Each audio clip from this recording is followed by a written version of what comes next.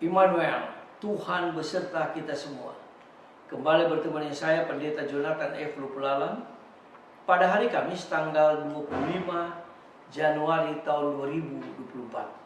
Mari kita minta pertolongan Roh Kudus untuk pembacaan pemberitaan firman Allah. Mari berdoa. Tuhan Yesus, kami sangat membutuhkan Roh Kudus. Itulah sebabnya Tuhan urapi hamba-Mu dengan kuasa Roh Kudus untuk hamba menyampaikan firman-Mu. Juga pada pendengar firman Allah ini, Tuhan juga mengurapinya. Dalam nama Yesus kami berdoa. Amin. Mari kita baca firman Tuhan yang diambil dari Ulangan pasal yang keempat, ayat 21 sampai dengan ayat yang ke-24. Namun saya hanya akan membacakan ayat yang ke-21. Firman Tuhan berkata begini, tetapi Tuhan menjadi murka terhadap aku oleh karena kamu. Demikianlah firman Allah yang berbahaya kita membaca, mendengar, dan melakukan firman Allah. Tema kita pada hari ini adalah pemimpin yang tidak menikmati jerih payahnya. Nah, saudara-saudara yang saya kasih dalam Tuhan Kristus, Musa, sang pemimpin besar, ia mengantar umat Israel ke atas gunung Herod untuk menyaksikan turunnya 10 hukum Taurat atau dasar titah. Nah, saudara-saudara saya kasih dalam Yesus Kristus, Musa membawa umat sampai ke sungai Yordan, perbatasan tanah yang terjanji atau tanah perjanjian. Namun, Musa tidak boleh ikut masuk ke tanah terjanji itu atau tanah perjanjian itu. Itu kita bisa baca dalam Bilangan pasal ke-20 ayat 2 sampai ayat 13. Nah, saudara-saudara yang kasih dalam Tuhan Kristus, ayat ini mengisahkan umat Israel mengalami krisis air. Mereka marah kepada Musa dan Harun.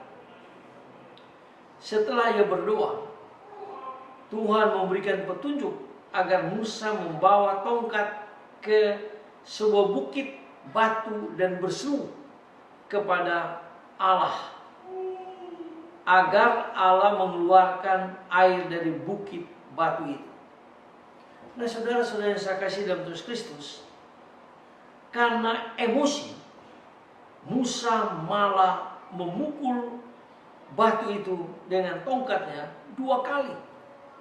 Dan air keluar, tetapi di mata Tuhan Musa telah melanggar kekudusan Allah.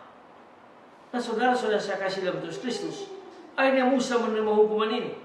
Sekalipun ungkapan oleh karena kamu, bisa berarti itu terjadi gara-gara kebawelan, kekerasan daripada umat Israel. Nah, saudara-saudara yang kasih dalam Tuhan Kristus, pada akhir narasi kita Bilangan, kitab Ulangan, ada hal yang mengharukan. Tidak ada seorang pun yang tahu kuburnya sampai pada hari ini. Kuburnya Musa sampai hari ini tidak ada orang yang mengetahuinya.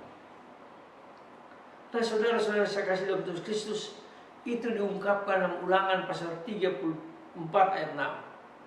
Seorang pemimpin yang besar yang membawa orang Israel keluar dari tanah perbudakan. Bapak bangsa dikatakan. Kuburannya tidak diketahui orang. Ini sesuatu yang sangat luar biasa. Pemimpin yang sangat terkenal, tapi dia tidak menikmati jerih payahnya. Dia tidak menikmati hasil perjuangannya. Nah, saudara-saudara yang saya kasih dalam Tuhan kita boleh memperoleh 3 pokok renungan yang penting di dalam hidupnya Musa ini. Yang pertama, kehendak dan hukum Tuhan berlaku untuk semua orang. Jadi kehendak Tuhan dan hukum Tuhan itu berlaku untuk semua orang. Yang kedua, memang yang membuat gara-gara adalah umat Israel. Tetapi Musa bersedia bertanggung jawab atas kepemimpinan yang dijalankannya. Ini seorang pemimpin yang besar. Walaupun dia tidak menikmati jeripayanya karena dia tidak bisa masuk tanah Kanaan, tanah perjanjian itu. Yang ketiga, satu kesalahan tidak menghapuskan jasa-jasa besar yang telah dilakukannya.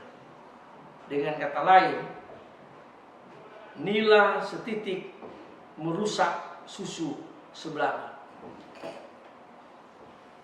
Nah, saudara-saudara yang saya kasih dalam Tuhan Kristus, Musa tidak boleh masuk ke tanah Kanaan dan bahkan akan mati di negeri asing. Dia tidak bisa menikmati berkat-berkat di tanah perjanjian itu. Hanya Yosua saja yang bisa masuk. Musa tidak bisa. Nah, saudara-saudara yang saya kasih dalam Tuhan Kristus, tetapi umat selalu mengingat Musa sebagai pemimpin besar dan hamba Tuhan yang banyak berkorban untuk kepentingan umat Israel. Musa bukan malaikat, namun generasi penerus akan selalu mengingat dia sebagai bapa bangsa, sebagai pemimpin yang besar yang menjadi teladan bagi pemimpin-pemimpin dunia yang lain. Bukan itu saja, 10 hukum selalu akan dihubungkan dengan Musa, sehingga seringkali juga disebut sebagai hukum-hukum Musa. Nah, saudara-saudara yang saya kasih dalam Tuhan Kristus, pemimpin yang berhasil tidak memikirkan dirinya sendiri seperti Musa. Dia tidak memikirkan bahwa dia mau masuk tanah Kanaan, tetapi yang penting dia bertobat dan dia setia kepada Tuhan Yesus. Dia setia kepada panggilan Allah untuk memimpin bangsa Israel. Semoga firman Tuhan ini menguatkan pemimpin-pemimpin gereja maupun pemimpin-pemimpin bangsa Indonesia. Mari kita tunduk kepala, kita berdoa. Tuhan Yesus, ajar kami supaya kami meneladani Musa sebagai pemimpin yang besar, sekalipun dia tidak menikmati jeripayanya, dia tidak menikmati perjuangannya, sehingga dia tidak masuk tanah Kanaan, tanah perjanjian yang penuh dengan madu dan berkat. Terima kasih Tuhan Yesus. Ampuni dosa kami Tuhan, dengarlah doa kami, dalam nama Yesus kami berdoa. Amin. Sampai ketemu di kesempatan yang lain.